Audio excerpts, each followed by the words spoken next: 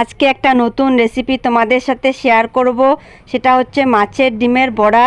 মাছের ডিমের বড়া বানানোর জন্য লাগছে কি কি: পেঁয়াজ কুচি, লঙ্কা কুচি, সর্ষের তেল আর পরিমাণ মতো মাছের ডিম তোমরা নিয়ে নেবে, আতপ চালের গুঁড়ো আর লাগছে সর্ষের তেল। কড়াই গরম হয়ে গেলে সর্ষের তেল দিয়ে দেবো। সর্ষের তেল অ্যাড করে বড়াগুলো ভেজে নেব। আর যদি রেসিপিটা ভালো লাগে তাহলে একটা লাইক করে দিও ফ্রেন্ডস, সাবস্ক্রাইব করে পাশে থেকো। আজকে শেয়ার করব এই যে মাছের ডিমের বড়া। লঙ্কা পেঁয়াজ কুচি করে নিয়েছি, কেটে একসাথে দিয়ে দিয়েছি এখানে।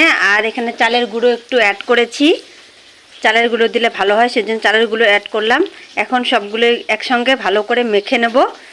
মেখে নিয়ে পরে আসছি। কড়াই গরম হয়ে গেছে, কড়াইতে তেল দিয়ে দেবো পরিমাণ মতো। এখন বড়াগুলো ভেজে নেব।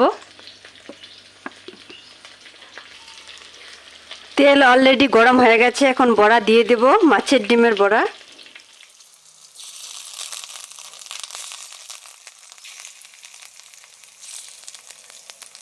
হয়ে গেছে, অন্য পাশে উল্টিয়ে দেব। আর একটু ভাজা হলে নামিয়ে নেব।